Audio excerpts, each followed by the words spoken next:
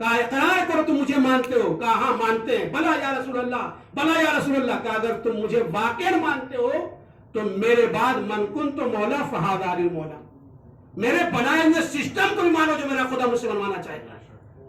کہا نہیں یا رسول اللہ، آپ کو تو بہت مانیں گے لیکن آپ کے جانے کے بعد ان کو تو بالکل نہیں مانیں گے. معاذ اللہ. اسی کو کہتے ہیں سنی، جو آپ لفظ استعمال کرتے برادر عزیز ہمارے بھائی لوگ کہتے ہیں، لفظ استعمال کر دیا نا، وہاں شیطان پلا، یہاں سسٹم کی مخالفت کی تو اس کا نام دیا گیا باقاعدہ. اور آج وہی سب سے بڑا ناسور ہے دنیا کے لیے. اب آئیے آگے.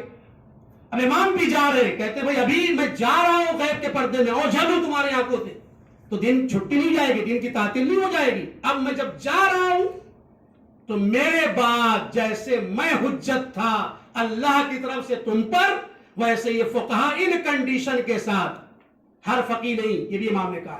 اگر میں یہ کہوں کہ آپ لوگوں میں سے کوئی اذان کہہ دے تو پورے میں سے کسی کو بھی حق اذان کہہ دے. لیکن میں اگر آپ سے یہ کہوں کہ اس ایریے میں رہنے والوں میں سے کوئی اذان کہہ دے تو بہت لوگ نکل جائیں گے اس جملے سے.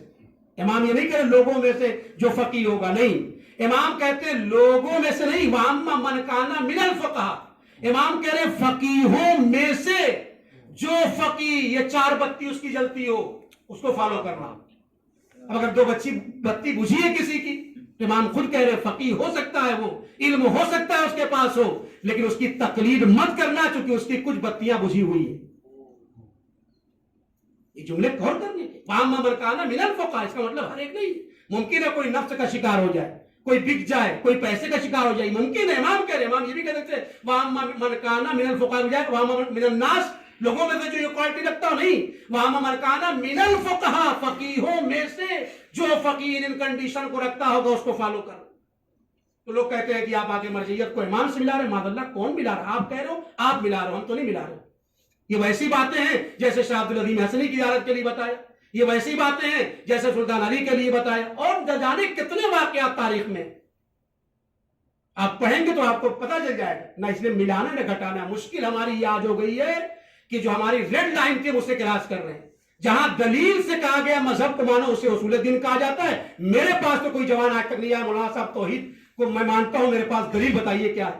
میں نبوت کو مانتا ہوں، دلیل بتائیے کیا. کبھی نہیں آتا. آج سوالات بھی 2 طریقے کے ہو رہے ہیں. کچھ سوالات کا تعلق جو ہے وہ صرف علم سے ہے، انسانی کردار سازی پر کا کوئی اثر نہیں. مولانا صاحب بتائیے جناب موسیٰ کی نانی کا کیا نام تھا؟ ارے بھائی اگر آپ جان گئے تو کیا تیر مان لیا؟ اگر آپ نہیں جانے جناب موسیٰ کی نانی کا نام کیا تھا تو آپ کے اندر کمی اور نقص کیا پیدا ہو گیا؟